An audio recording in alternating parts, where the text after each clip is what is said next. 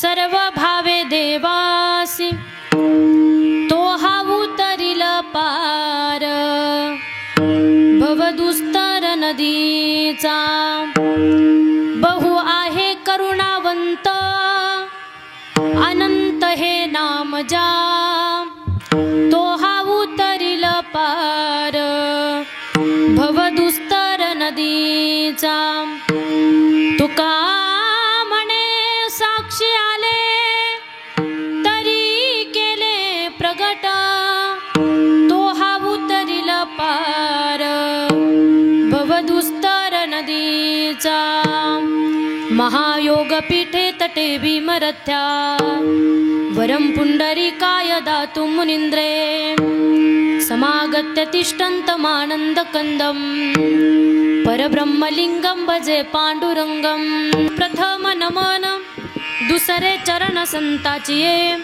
त्यांच्या कृपादाने कथेचा विस्तारू बाबाजी सद्गुरुदास तुका मनोजव मारुततुल्य वेगम जितेंद्रियं बुद्धिमत्ता वरिष्ठं वातात्मजं वानरायुध मुख्यं श्रीरामदूतं शरणं प्रपद्ये हे दुःखभंजन मारुती नंदन सुन लो मेरी पुकार पवन सुत विनती बारंबार लोकाभिरामं रणरंगधीरं राजीवनेत्रं रघुवंशनाथं कारुण्यरूपं करुणाकरन्तं श्रीरामचंद्रं शरणं प्रपद्ये चले आओ जी पवन कुमार पधारो हरि कीर्तन में चले आओ जी पवन कुमार पधारो हरि कीर्तन में आओ जी पवन कुमार पधारो हरि कीर्तन में चले आओ जी पवन कुमार पधारो हरि कीर्तन के राम जी को लाना लखन जी को लाना राम जी को लाला लखन जी को लाला राम जी को लाना लखन जी को लाना राम जी को लाला लखन जी को लाला लाना सब परिवार हमारे हरि कीर्तन में चले आओ जी पवन कुमार हमारे हरि कीर्तन में चले आओ जी पवन कुमार हमारे हरि कीर्तन में चले आओ जी पवन कुमार हमारे हरि कीर्तन में हरि कीर्तन में अलंकापुरी रम्य सिंहासनस्थं पदाम्भोज तेजस स्फुरदिक् प्रदेशं विदीन्द्रादिदेवे सदा स्तूयमानं समाधिस्थमूर्तिं भजे ज्ञानदेवम् ओम नमो ज्ञानेश्वरा करुणाकरा दयाळा तुमचा अनुग्रह लादलो पावन झालो चराचरी नमो सद्गुरु तुकया ज्ञानदीपा नमो सद्गुरु सच्चिदानंद रूपा नमो सद्गुरु भक्त कल्याण मूर्ती नमो सद्गुरु भास्करा पूर्ण कीर्ती राधा मेरी स्वामिनी मेरा धेज को दास जन्म जन्म मोहे दीजियो श्री वृंदावन में वास राधा मेरी माँ तो है पिता मेरो घनश्याम इन दोनों के चरण में करूँ बारंबार प्रणाम जय जय श्री राधारमण जय जय नवाल किशोर जय गोपी चित्त चोर प्रभु जय जय माखन चोर आता हृदय फुले चौपाळून या बले वरी बैसव पावले श्री गुरूंचे जयांचे केल्या स्मरण होय सकळ विद्यांचे अधिकरण तेची वंदू श्री चरण श्री गुरूंचे ते नमस्कारोनी आता मनवनी शरण जावे सर्व भावे देवासी तो हा उतरिल पार भवदुस्तर नदीचा प्रस्तुत प्रसंगी प्राप्त स्थळी कीर्तन रूपी सेवेसाठी निवडलेला अभंग जगत वंदनीय जगत महाभूषण वैराग्याचे महामेरू भगवान श्री तुकाराम महाराज यांचा 4 चरणाचा असून उपदेश पर प्रकरणातील अभंग आजच्या सेवेसाठी निवडला. विठ्ठल विठ्ठल विठ्ठल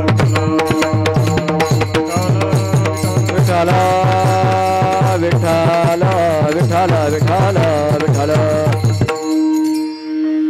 बघा, कुठलाही कार्यक्रम म्हटलं की अल्पसा पर्याय देणं उचित आहे. तो म्हणजे असे काजा ठिकाणी आपलं 2रं वर्ष शिबिराचं व या शिबिराच्या 2ऱ्या वर्षामधील 15 दिवसाचं शिबिर व 15 दिवसाच्या शिबिरामध्ये आता सांगतेकडे आपलं शिबिर आहे. त्यामुळे जागराची सेवा या ठिकाणी माझ्यासाठी सारख्या अज्ञानाच्या वाटेला आलेली आहे. बघा, उद्या काला आहे आणि काला झाल्याच्या नंतर सर्व या ठिकाणून जाणार आहे. त्यासाठी सर्व जाणार, त्यामुळे सर्व आनंदाचं वातावरण करूनच इथून जातील. इथं बघा, सर्व आनंद घेतात. मग तुम्ही पण आनंद घ्या बरं का. तुम्ही काय असे काही झाल्यासारखे बसू नका. मला कधी पाहिलं नाही का तुम्ही? इकडं तुमची समाधी लागली काय? बोला ना तुम्ही. काही टेन्शन आहे का? शिबिराचा खर्च तुम्हाला करायचा आहे का? लोड घ्यायचा नाही, अतिशय आनंद घ्यायचा. इथं सर्व मंडळी आनंद घेत आहात. बघा, या ठिकाणी शिबिराचं आयोजन करण्यात आलं होतं. शिबिराचं आयोजन कशासाठी करतात माहिती का? शिबिरामध्ये आल्या काही काही लोकांना काय वाटतं, शिबिरामध्ये टाकले मुलगा कीर्तनकार होऊनच बाहेर येईल 15 दिवसात, असं वाटतं बरं का. पण 15 दिवसाचं महिन्याचं शिबिर कशासाठी असतं माहिती का? जे आपल्या मुलांना अध्यात्माचे संस्कार या ठिकाणी लागतात. कुठंतरी त्यांना अध्यात्माकडे वळण्याची त्या ठिकाणी त्यांची प्रवृत्ती निर्माण होते. त्यांना इथं आल्याच्या नंतर आनंद भेटतो. मग त्यांना वाटतं रोज कीर्तनाला गेलं पाहिजे. गावामध्ये सप्ताह असला का मग कीर्तनाला गेलं पाहिजे. मग काही काही मुलांना काय वाटतं, आपणही कीर्तनकार झालं पाहिजे. म्हणजे शिबिराला आल्याच्या नंतर आपल्या मुलांना संस्कार मिळतात, म्हणून हे शिबिराचं आयोजन असतं. उन्हातानाचं इकडं तिकडं पोरं फिरल्यापेक्षा शिबिरात आणून टाकली पाहिजे. बघा, त्याच निमित्ताने कार्यक्रमाचं आयोजन आहे आणि त्याच कार्यक्रमाच्या निमित्ताने आज निवडलेला अभंग भगवान श्री तुकाराम महाराजांचा आहे. तुकोबराय अभंगाद्वारे काय सांगतात माहिती का? तुकोबराय म्हणतात, या मृत्यू लोकामध्ये जीवन जगत असताना, या मृत्यू लोकामध्ये आल्याच्या नंतर आपण काय केलं पाहिजे? मन होनी शरण जावे. आपण त्या देवाला शरण गेलं पाहिजे. पण कसं गेलं पाहिजे? सर्व भावे देवासी, सर्व भावे त्या शरण गेलं पाहिजे त्या देवाला. मग एवढंच आपलं काम आहे, देवाला शरण जायचं, सर्व भावे जायचं, इतकंच आपलं काम आहे. तिथून पुढं त्याचं काम चालू होतं. तो काय करतो? तो हा उतरील पार भवदुस्तर नदीचा. आपल्या जीवनामधील दुःखाचे दुःख नाहीसं करून आपल्याला सुखाचे विको कमी करा, आपल्याला सुखाची प्राप्ती करून देतो. अजून काय करतो? का करतो असं सुखाची प्राप्ती करून? कारण त्याचा स्वभावच आहे. बहु आहे करुणावंत, अनंत हे नाम जा, तो हा उतरील पार भवदुस्तर नदीचा. मग तुकोबरायांना काही साधक म्हटले, तुकोबराया हे तुम्ही कुठल्या ग्रंथात वाचलं का? देव करुणावंत आहे, त्याला शरण गेल्याच्या नंतर आपल्या जीवनामध्ये सुखाची प्राप्ती होईल, एखाद्या ग्रंथात वाचलं का? तुकोबराय म्हटले, नाही, मी काही कुठल्या ग्रंथात वाचलं नाही, मी काही कुणाचं ऐकलं नाही. माझ्या जीवनामध्ये जो अनुभव आला तो अनुभव मी तुमच्या समोर प्रकट करते. कोणता अनुभव आला? देव कृपावंत आहे, देवाला शरण गेल्याच्या नंतर आपल्याला सुखाची प्राप्ती होते.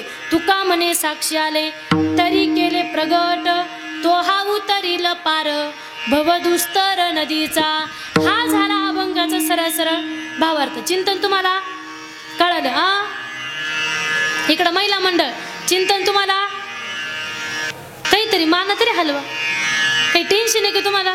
काही लोक इतके टेन्शन घेऊन बसतात ना. बघा, एका ठिकाणी काय झालं माहिती का?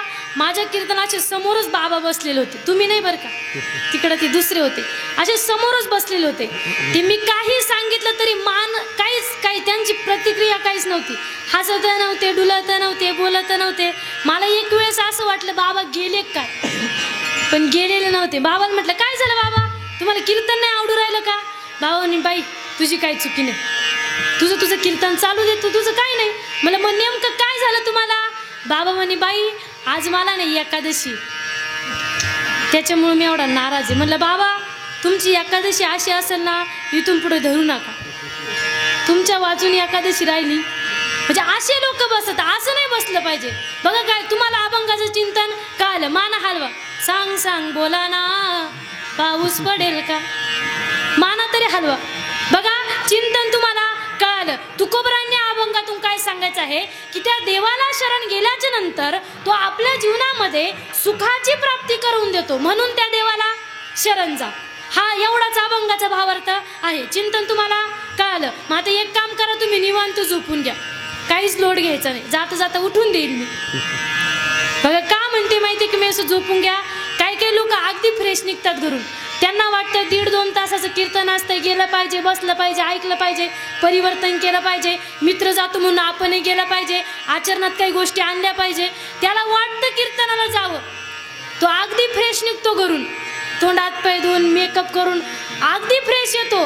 पण इथं धर्म मंडपात आल्या त्याला डुकली येते, त्याची झोपच त्याला उमजू देत नाही.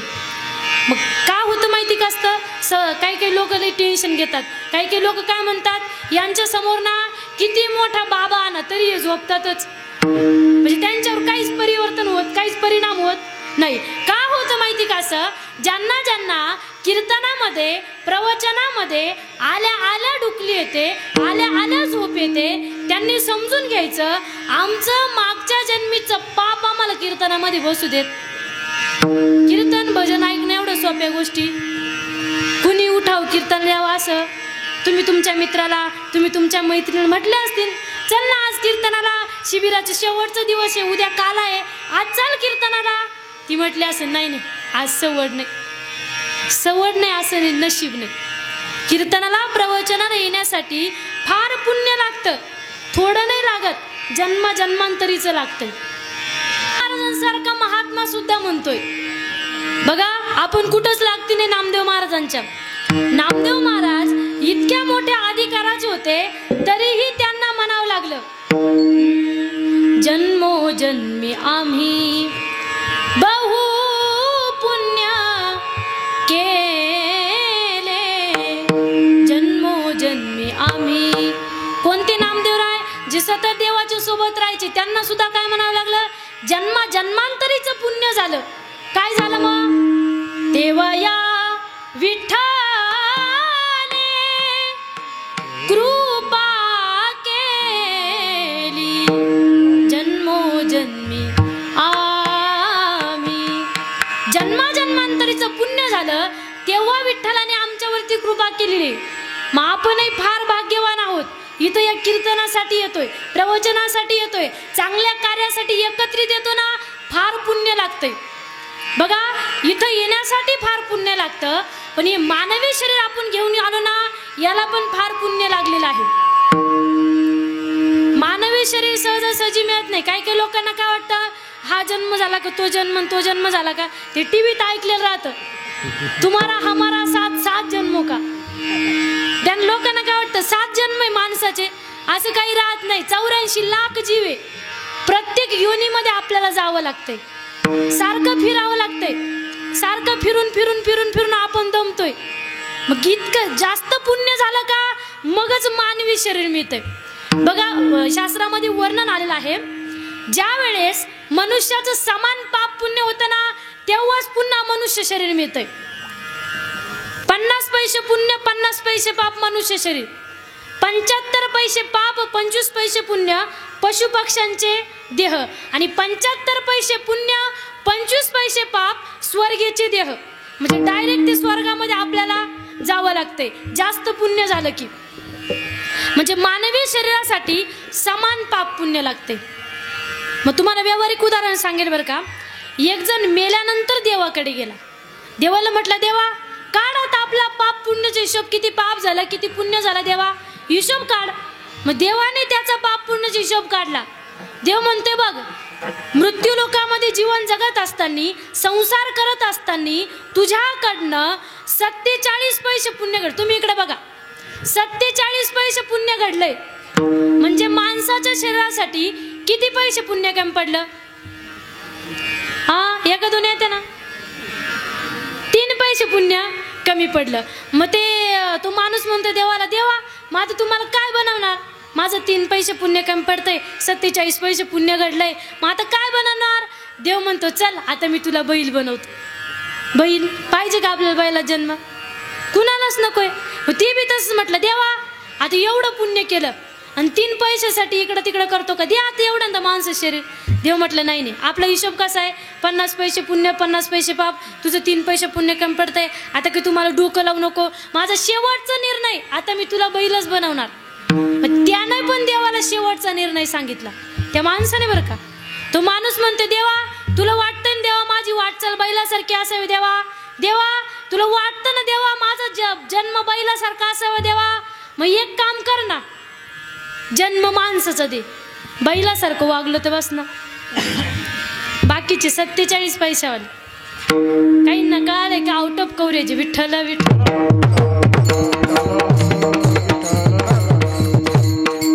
काय होतं माहिती का? आपल्या गावामध्ये असेल, नातेवाईकामध्ये असेल, भाऊबंधामध्ये असेल, आपण पाहतो काही काही लोक कधीच कीर्तनाला येते नाही. त्यांचं काहीतरी मागच्या जन्मीचं पुण्य कमी पडतंय. कधी चांगलं कार्याला येणार नाही, चांगले त्या ठिकाणी परिवर्तन नाही, नामचिंतन नाही, भजन नाही, कधी काही करणार नाही. काहीतरी मागच्या जन्मीचं पुण्य कमी पडतंय, तेव्हाच ते लोक असे करतात. म्हणजे आपण इथं आलो ना, आपण फार भाग्यवान आहोत. मग ज्ञानोबा सुद्धा म्हणतात, बहुत सुकृताची जोडी म्हणून विठ्ठली आवडी. फार पुण्य लागतं तेव्हा या ठिकाणी आपण येतोय. मग आपण इथं आल्याच्या नंतर, आपण प्रवचनाला कीर्तनाला गेल्याच्या नंतर आपण त्या देवाचं भजन चिंतन नामस्मरण केलं पाहिजे. नुसतं जायचं, हा जातो म्हणून आपण जायचं, तसं करायचं नाही. आपण भजन करायचं आणि त्या देवाला शरण जायचं आहे. बघा मग तुकोबराय सुद्धा म्हणतात, हे मानवी शरीर घेऊन तुम्ही जन्माला आलात ना, या भारतासारख्या पवित्र देशामध्ये जन्माला आलात ना, महाराष्ट्रासारख्या पवित्र मातीत तुम्ही जन्माला आलात ना, म्हणून तुम्ही काय केलं पाहिजे?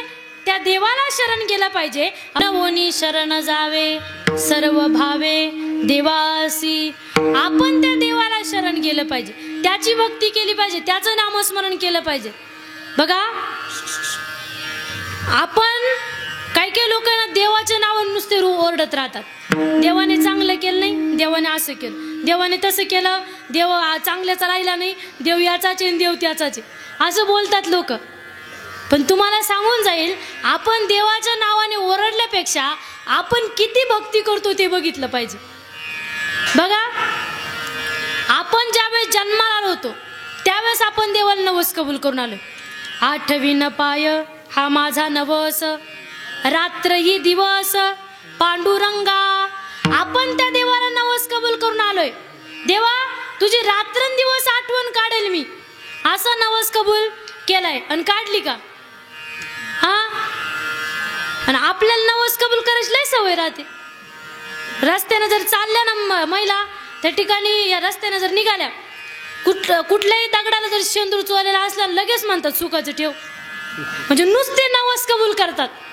आणि आपल्याला माहिती नवस कबूल केला म्हणजे तो खेळावा, जर खेळला नाही तर आपल्याला काहीतरी दुःख पुढं आपल्या वाटेला येतंय. मग जो नवस कबूल केलाय जन्माला यायच्या वेळेस, मी तुझी रात्रंदिवस आठवण काढेल असा नवस कबूल केलाय. आणि काही काही लोक रात्रंदिवस जाऊ द्या, काही काही लोक महिना महिना देवाकडे बघतील, देवाचा त्यांचा संबंधच नाही, पण काढली पाहिजे. बघा आपण देवाला सांगितलं, देवा तुझी मी रात्रंदिवस आठवण काढेल, तुम्हाला ना सुखाने जन्माला घाल. देवाने लगेच आपल्याला सुखाने जन्माला घातलं. का माहिती का? त्याला ना त्याचं नामस्मरण केलेलं आवडतं. आवडे देवासी तो ऐका प्रकार, आवडे देवासी तो ऐका प्रकार, नामाचा उच्चार रात्रंदिन, नामाचा उच्चार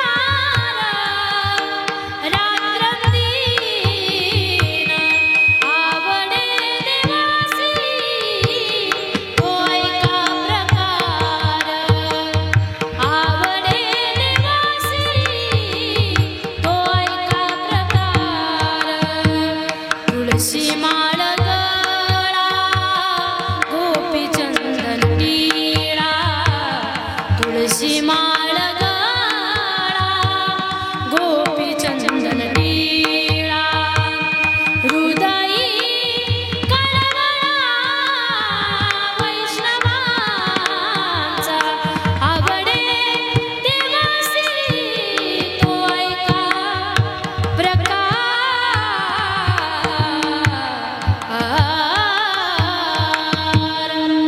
देवाला त्याचं नामस्मरण केलेलं आवडते. मग देवाने काय काय आपल्याला की तुला सुखाने जन्माला घालतो, त्यामुळे आपण त्याचं नामस्मरण केलं पाहिजे. बघा मी तुम्हाला सांगून जाईल, काही काही लोक आयुष्यभर नवस कबूल करतात देवा, पण जन्माला येण्याच्या वेळेस जो नवस कबूल केलाय ना तो जर फेडला तर बाकीचे नवस कबूल करायची गरज पडणार नाही.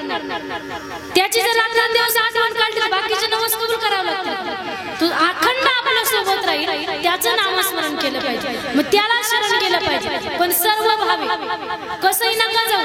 काही काही लोक कसंही जातात, पण तुकोबराय म्हटले कसंही जाऊ नका, सर्व भावे देवासी, सर्व भावे त्या देवाला शरण जायचं. सर्व भावे म्हणजे काय? काया वाचा आणि मन, तिन्ही गोष्टी मिळून देवाला शरण जायचं आहे. बघा संत महात्म्यांनी तिन्ही गोष्टी उपदेश केलेला आहे. तिन्ही गोष्टी उपदेश केलेला आहे. काय म्हणजे शरीर, या शरीराला उपदेश केलाय, वाचेलाही उपदेश केलाय आणि मनालाही उपदेश केलेला आहे. बघा काय होतं माहिती का, आपण या ठिकाणी कीर्तनाला बसलो, कीर्तनाला बसल्यानंतर शरीर येते, वाचा येते, पण मनच नसलं का उपयोगी का?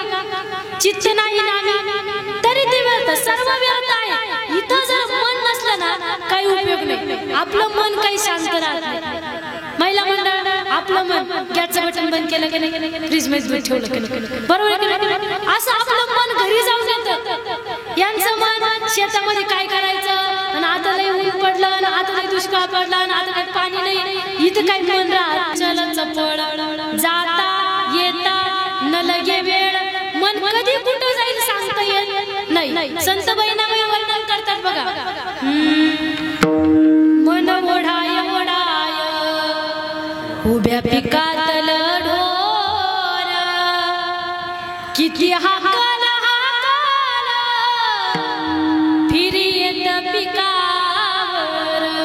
हे मन फार चंचल आहे, फार चपळ आहे, कधी कुठं जायचं सांगता येत नाही. संत महात्मे उपदेश करतात, माझ्या मनाला गोछंद,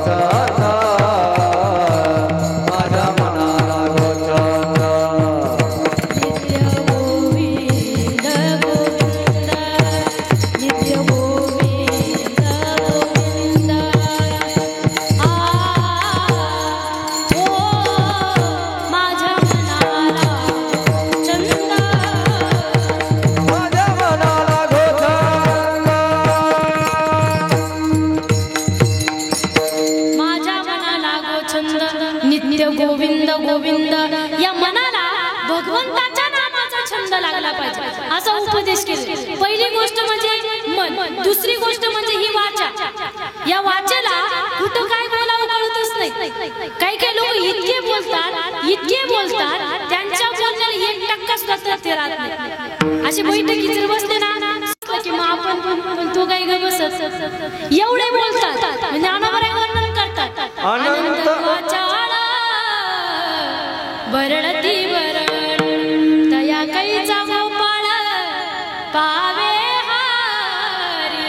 आनंद वाचाळा वरळती वरळ.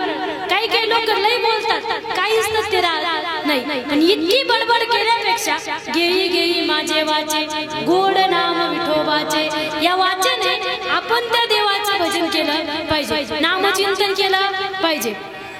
बघा मग व्यर्थ बडबड करायची नाही. आपण असं बोललं पाहिजे की त्या विटेवरच्या मालकालाही तिकडे आनंद झाला पाहिजे. याला मी बनवलं. काही काही लोक लई काही बोलतात, पण ज्ञानोबराय वर्णन करतात, साचा आणि मवाळ मी तुले परी रसाळ, शब्द जैसे कल्लोळ अमृताचे. आपण थोडं बोलायचं पण गोड बोलायचं, जास्त बोलायचं नाही. बोलायचंच असलं तर त्या देवाचं नामस्मरण करायचं.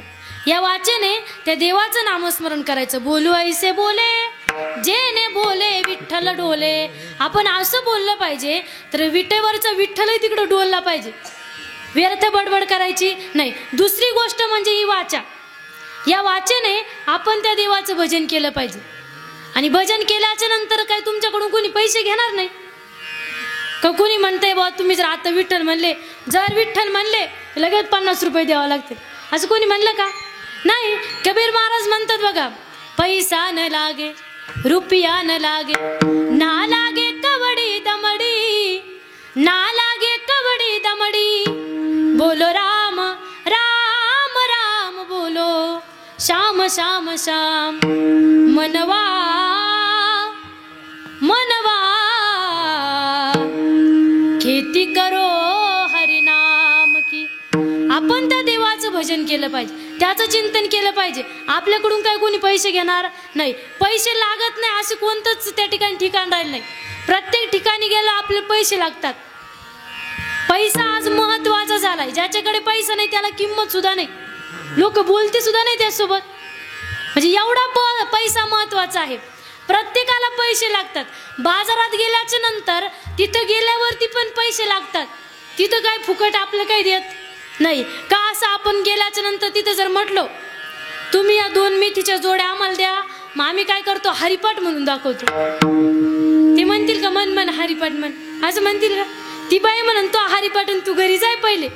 तिथं हरिपाठ चालत, तिथं पैसेच लागतात. प्रत्येक ठिकाणी पैसे लागतात ना. आपल्याला फार पैसे आवडतात. तुमच्या माझ्या सगळ्यात प्रत्येकाला पैसे आवडतात. आपल्याला पैसे आवडतील ही नवलाची गोष्ट नाही. हे लहान लहान पोरं बसले समोर, यांना पण लय पैसे आवडतात. आवडतात ना. हे झोपलं पार.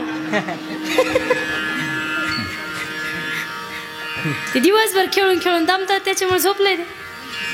पैसे आवडतात ना तुम्हाला? पैसे पाहिजे का? नाही नाही, इकडं नाही आवडत तुम्हाला? नाही.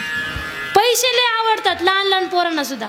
आपल्या घरी जर एखादा पाहुणा आला आणि त्याने लहान पोराला 100ची नोट दिली, ते जरी आईच्या कडेवरती असलं ना, ज्याने 100ची नोट दिली त्याच्याकडे जाता येते.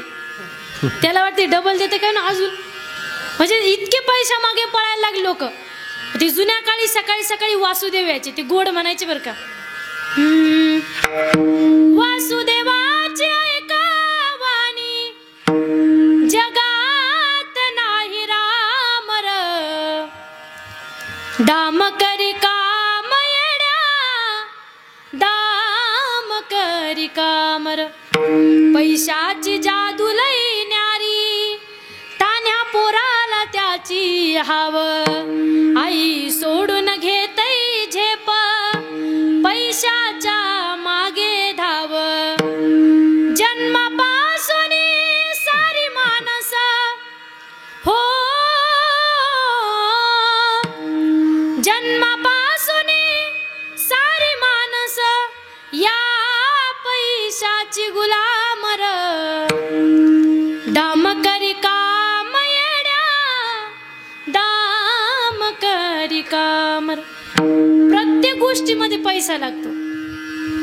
मग हे नामस्मरणच असं आहे का तिथं पैसे लागत नाही. आपण पैसे कुणी म्हणणारच नाही. आपण तुम्ही जर विठ्ठल म्हणले तर पैसे द्या.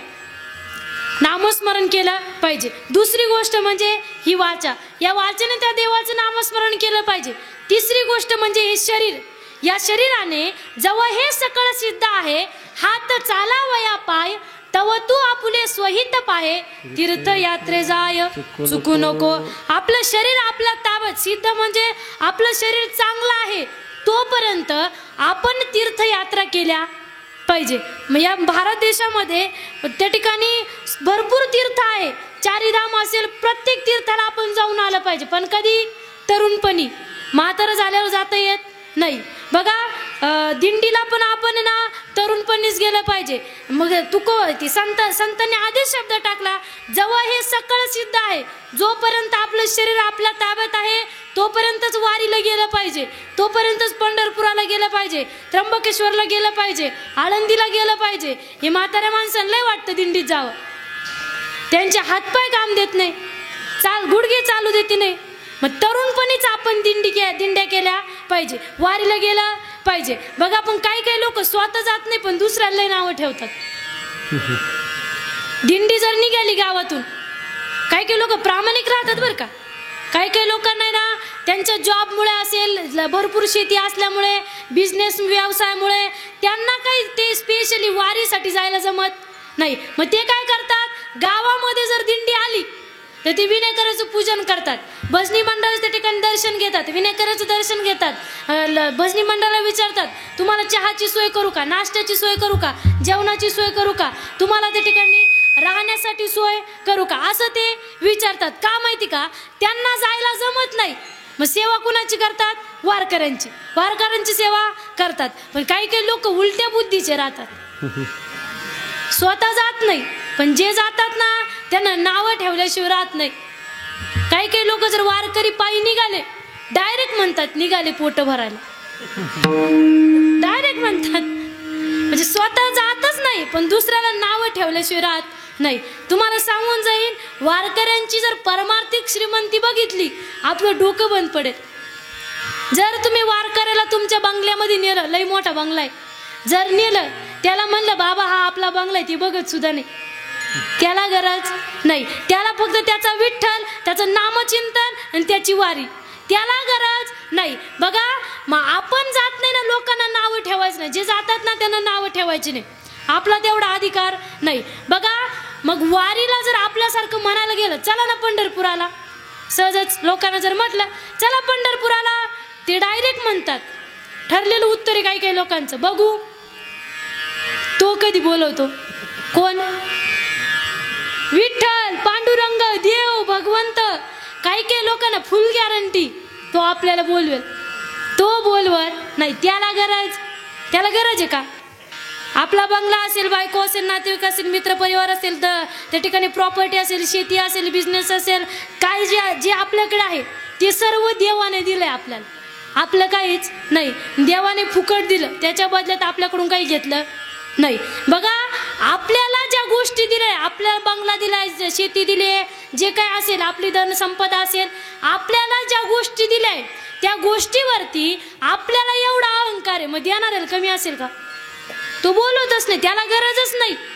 ते कालाच्या अभंगामध्ये वर्णन आहे बघा, याला तरी यारे लागे, अवघे माझ्या मागे मागे. म्हणजे काय माहिती का, तुम्हाला यायचं तरी या, माझी बळजबरी नाही. मग बघा तुम्हाला यायचं तर या, पण आल्याच्या नंतर आजी देतो पोटभरी, पुरे म्हणाल तो बरी. तुम्ही आल्याच्या नंतर तुम्हाला पोटभर देण्याची जबाबदारी माझी, पण यायचं तर या. मी काय बोलवणार नाही, देव आपल्याला बोलवणार नाही. देवाला बोलवायची वाट बघू नका, त्यालाही काम आहे, एवढं ब्रह्मांड त्याला चालवायचंय. ऐसा तू समर्थ ब्रह्मांडाचा धनी, त्याला एवढं ब्रह्मांड चालवायचं ना. आपल्याकडे बघायला त्याला वेळ आहे केवढा. पण जर त्याने ठरवलं याच्याकडे बघायचं, कोण, जो म्हणला होता बघू देव कधी बोलवत, त्याने देवाने जर ठरवलं याला बोलवायचं, मग ते परत पाठवत नाही. मग हेच 10 महिने 13 वर्ष श्राद्ध, संपला कार्यक्रम. त्याने बोलवण्याच्या आधी गेलं पाहिजे, म्हणजे वारीला गेला पाहिजे, पायी पायी पंढरीला गेला पाहिजे. का माहिती का, संत महात्मे सुद्धा म्हणतात, माझी जीवीची आवडी पंढरपुरानी नगुडी. ज्ञानोबराय म्हणतात, जाईन गे माये तया पंढरपुरा, जाईन गे माये तया पंढरपुरा, जाईन गे माये तया पंढरपुरा, जाईन गे माये तया पंढरपुरा, जाईन गे माये तया पंढरपुरा, जाईन गे माये तया पंढरपुरा, जाईन गे माये तया पंढरपुरा, जाईन गे माये तया पंढरपुरा.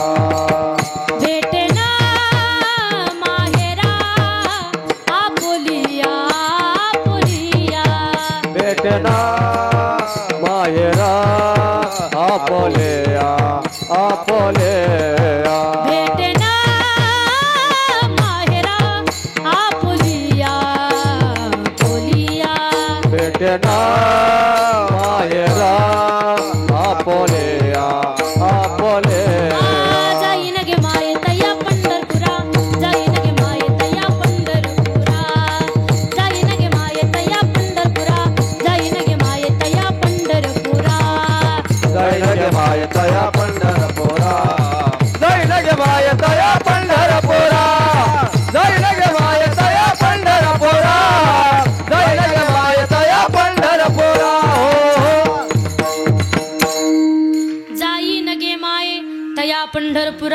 भेटेन माहेरा आपोलिया.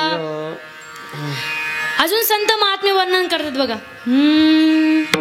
आपुल्या माहेरा जाईन मी आता. आपुल्या माहेरा जाईन मी आता. निरोप या संता हाती आला. आपुल्या माहेरा जाईन मी आता. म्हणजे आपणही वारीला गेलं पाहिजे, दिंडीला गेलं पाहिजे, तीर्थयात्रा केल्या पाहिजे, पण कधी तरुणपणीच, म्हातारपणी नाही. मग तिसरी गोष्ट म्हणजे शरीर, काया वाचा आणि मन सर्व भावे देवासी मन होनी शरण जावे. मग आपण त्या देवाला शरण गेल्याच्या नंतर तो भगवंत काय करतो? अवतरील पार भवदुस्तर नदीचा. तो भगवंत काय करेल? भव म्हणजे संसार आणि संसार म्हणजे दुःख. हे दुःख आपलं संपवून आपल्याला सुखाची प्राप्ती करून देईल. किती दुःख आहे सर्वांच्या प्रमाण पाठ आहे, जरी प्रमाण पाठ आहे पण कुणीच अजून संसार सोडला नाही. संसार दुःख मूळ चौकडे इंगळ दुःख बांधवडी आहे हा संसार. फार त्या ठिकाणी संसारामध्ये सारखी तळमळ चालू आहे, विश्रांती नाही कुठे, रात्रंदिवस तळमळ. तळमळ शब्दाखाली अंडरलाईन करा, किती तळमळ आहे. पोराचं लग्न व्हायना, पोराला पोरग व्हायना, किती तळमळ, सारखी तळमळ चालू आहे संसारामध्ये. पाऊस पडला ना, दुष्काळ पडला, काही नाही, सारखी तळमळ. काही काही लोक इतके वैतागात संसाराला, किती वैताग आला ना बघा, असं करता येत नाही आपल्याला. का एवढा वर्ष आहे ना दुष्काळ पडेल, आता एवढा वर्ष आपण थोडासा गॅप घेऊ संसारामध्ये. संसारामध्ये गॅप घेता येतो का? नाही. संसारामध्ये गॅप ही गोष्टच नाही. म्हणजे सारखी तळमळ चालू आहे, इतकी तळमळ, त्या तळमळ किती दुःख येतं काही सांगता येत नाही. फार दुःख या संसारामध्ये. पण आपल्याला कसं वाटतं माहिती का? संसारात फार सुख आहे. कसं का वाटतं माहिती का? तुम्हाला 2 मिनिटात उदाहरण सांगेल बघा. सुख आणि दुःख हे सख्खे भाऊ आहे, पक्के वैरी. ते पिक्चर ऐकला असेल ना तुम्ही, सख्खे भाऊ पक्के वैरी, तसंही त्यांचं बघा. सुख आणि दुःख लहान होते, लहान असताना सुख आणि दुःख हे मित्रांसोबत खेळत होते. खेळता खेळता ती मित्र काय करायचे माहिती का? सर्व सुखासोबतच खेळायचे, दुःखासोबत कोणी खेळायला तयार नाही. आपल्याला जरी विचारलं सुख पाहिजे की दुःख पाहिजे, आपण काय करू? सुखच. प्रत्येकाची सुखालागी करीची तळमळ, प्रत्येकाची सुखासाठी तळमळ चालू. मग आपल्यालाही सुख पाहिजे. मग ते मित्र काय करायचे? त्या सुखासोबतच खेळायचे, दुःखासोबत कोणी खेळायला तयार नाही. दुःख हा दुःखी झाला, आई नियतीकडे गेला.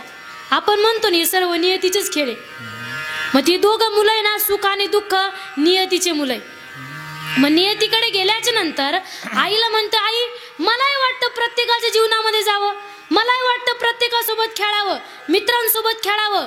मग आईने त्याचं अंतकरण बघितलं आणि मग आईने सांगितलं सुखाला तू पण घरात आहे. सुखालाही घरात बोलवून घेतलं. आईने दरवाजा लावला, सुखाचे कपडे काढले, दुःखाला घातले, दुःखाचे कपडे काढले, सुखाला घातले. आई म्हटले जा आता खेळायला.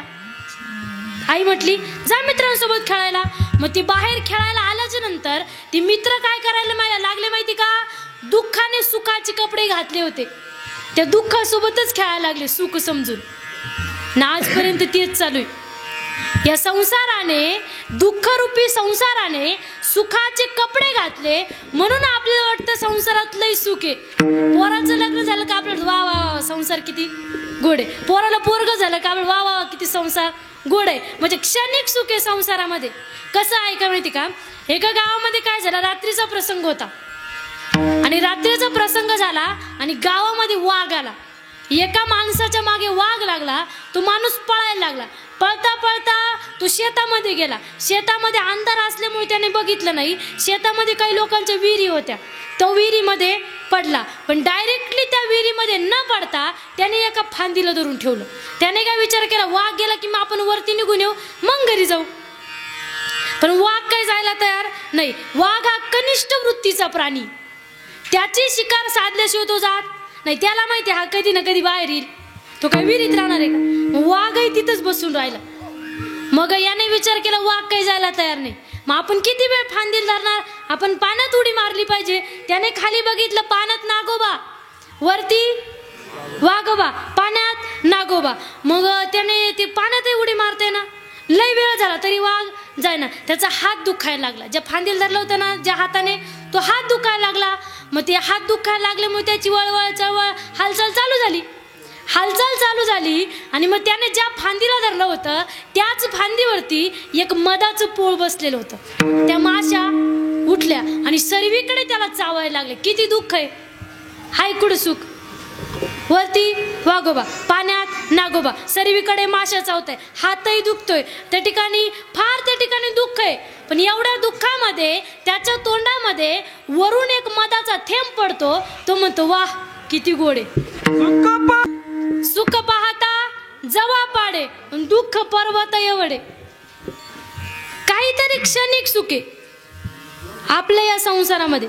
त्याचं कसं झालं, त्याला मधाचा थेंब गोड वाटला.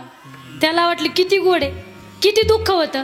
एवढ्या दुःखामध्ये त्याला मधाचा थेंब गोड वाटला.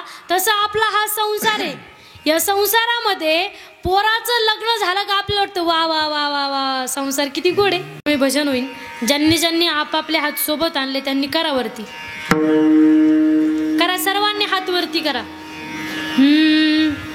विठोबा रखुमाई,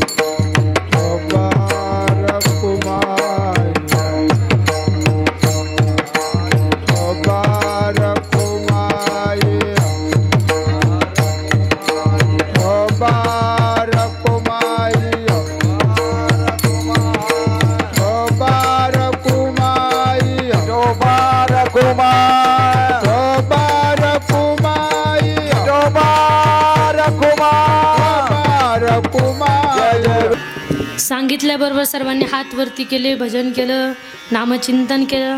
सर्वांचेच आभार मानते. आणि न सांगता हात खाली केला मग डबल आभार. तसं कंटाळायचं आपल्याला नामस्मरण चिंतन म्हटल्यानंतर, पण केलं पाहिजे बरं का. त्या देवाचं नामस्मरण केलं पाहिजे. फार गोड आहे.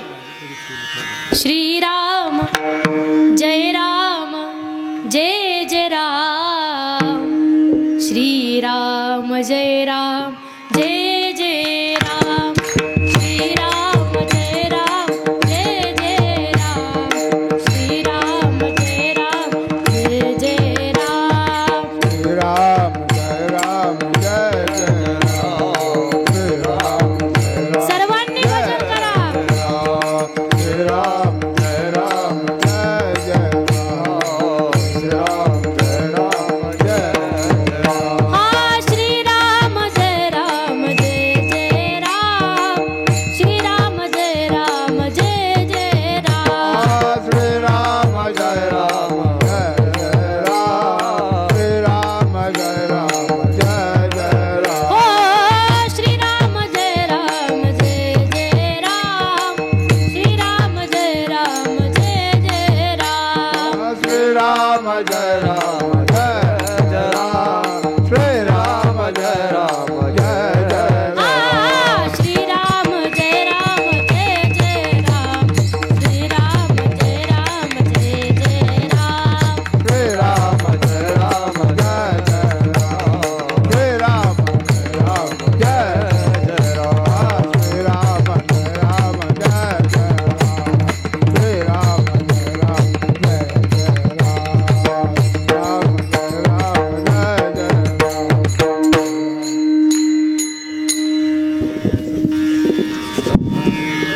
ते नामस्मरण करणं गरजेचे. शबरी माताने असंच नामस्मरण केलं. श्रीराम जय राम जय जय राम. तिनं कुणाचं ऐकलं माहिती का? तिच्या गुरूंचं ऐकलं होतं. तिला माहित होतं, गुरुजींनी सांगितलं होतं एक ना एक दिवस प्रभू रामचंद्र तुला भेट देईल. तिनं अखंड भजन केलं देवाचं.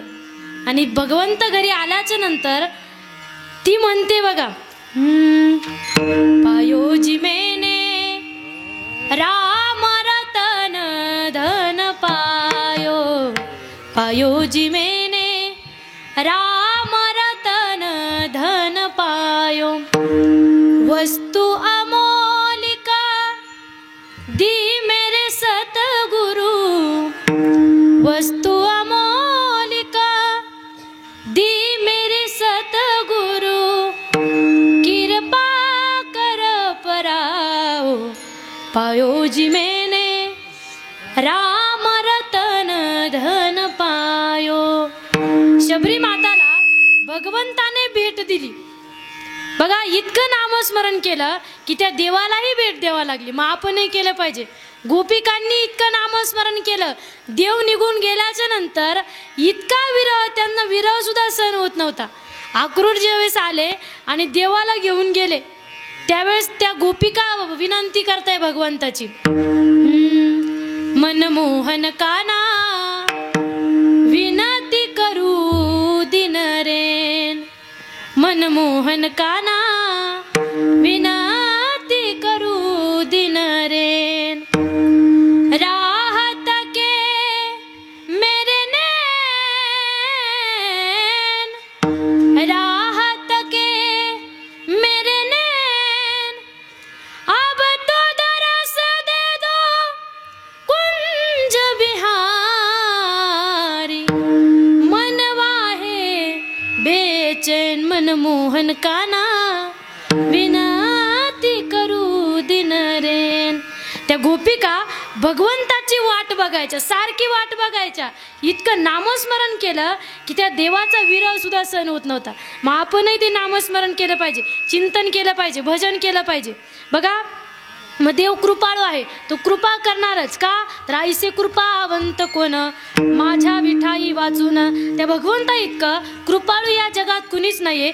तुका म्हणे साक्षी आले तरी केले प्रगट, तो हा उतरील पार भवदुस्तर नदीचा. बघा, या ठिकाणी वेळ संपलेलीच आहे.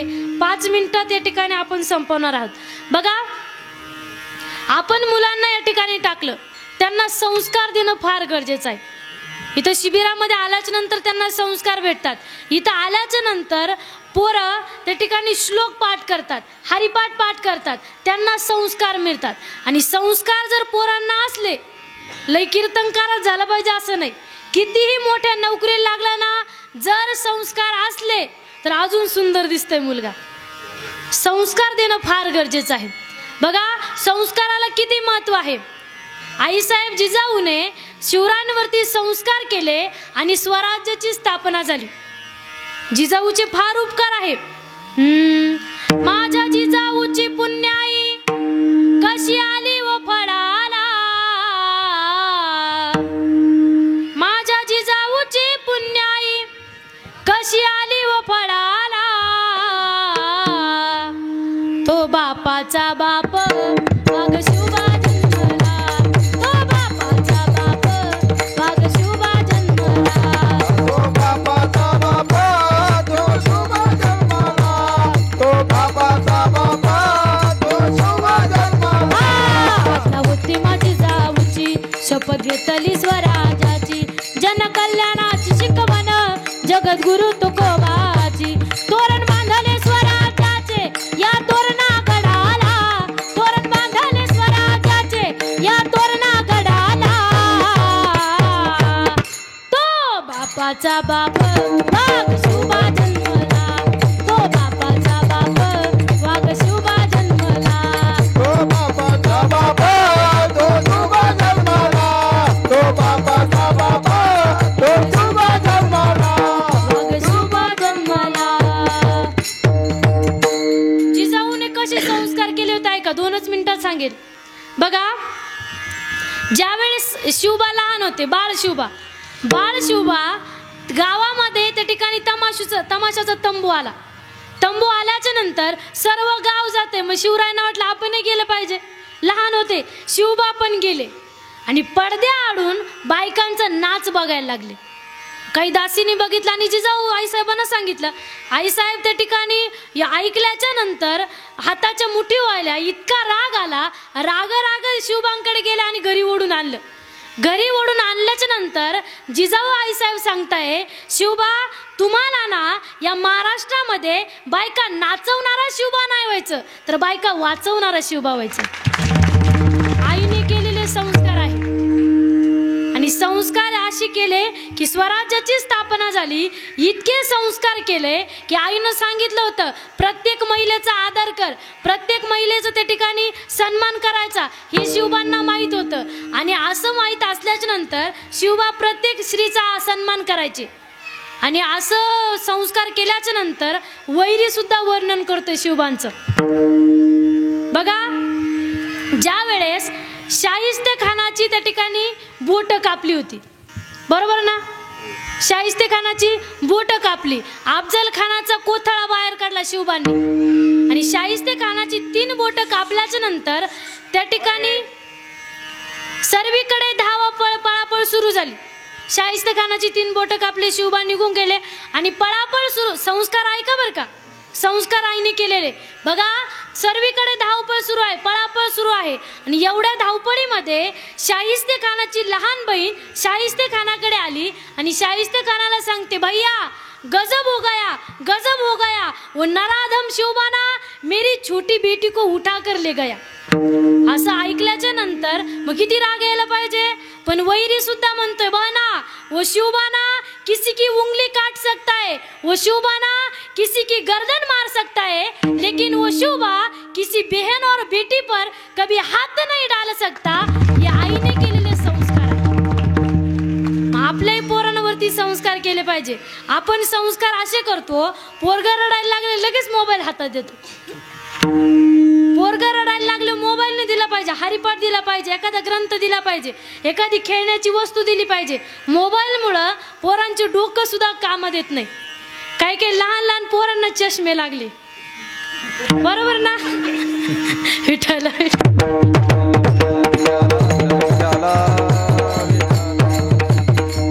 बघा, मग संस्कार करणं गरजेचं आहे. आपल्या लहान लहान पोरांवरती संस्कार केले पाहिजे.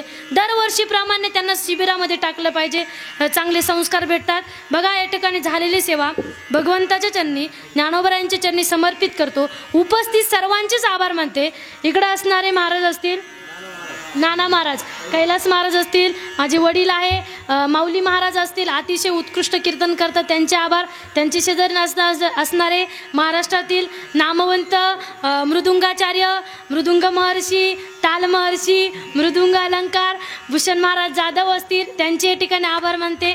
ते या ठिकाणी शिबिराचे आयोजक आहे, त्यांचे आभार. त्यांचे शेजारी असणारे अतिशय गोड नियोजन करणं एवढं सोपं नाही, कुणाची त्या ठिकाणी कुणीच करू शकत नाही. एवढं त्या ठिकाणी 15 दिवसाचं नियोजन करायचं आणि लहान लहान पोरं सांभाळणं सोपं आहे का. पोरं लय अवघड राहतात. मोठे माणसं चांगले, पोरं अजिबात शांत बसती नाही. इतके त्या ठिकाणी लय लय खोडीचे राहतात हे लहान लहान पोरं. त्याच्यामुळे हे सांभाळणं सोपं नाही आहे. एवढं नियोजन आयोजन करणं सोपं नाही. बघा, ज्यांनी आयोजन केलं महाराष्ट्रातील नामवंत कीर्तनकार या शिबिराचे आयोजक असतील सचिन महाराज कुंदे, गाव त्या ठिकाणी आहे आणि गावाचा सपोर्ट आहे म्हणून त्यांनी एवढं करून दाखवलं. त्यांच्या ठिकाणी आभार मानते. इकडं असणारे माझा भाऊ असेल, बापू महाराज तुपे असतील, साई महाराज आहे, सर्वांचेच आभार मानते. इकडं असणारे सर्वच, सोहम असेल, मला काही लवकर नावं नाही आठवती वयामानुसार, कृष्णा असेल, दोन्ही कृष्ण असतील, सर्वांचे श्यामदादा आहे, त्यांचे आभार. आदित्य आहे, गौरव आहे आणि विनेकरी अतिशय गोड, त्याचे या ठिकाणी आभार मानते. ऋतिक महाराज आहे आणि पखवाजाची अतिशय गोड सेवा देणारे कृष्णा महाराज भिसे असतील, त्यांचे आभार मानते. इकडं असणारे माईक सिस्टीमवाले दादा अतिशय गोड ऑपरेटिंग केली, त्यांचे या ठिकाणी आभार मानते. तुम्ही सर्व बसलात हे माझं येडवाकडं काही बोलणं असेल ते ऐकून घेतलं.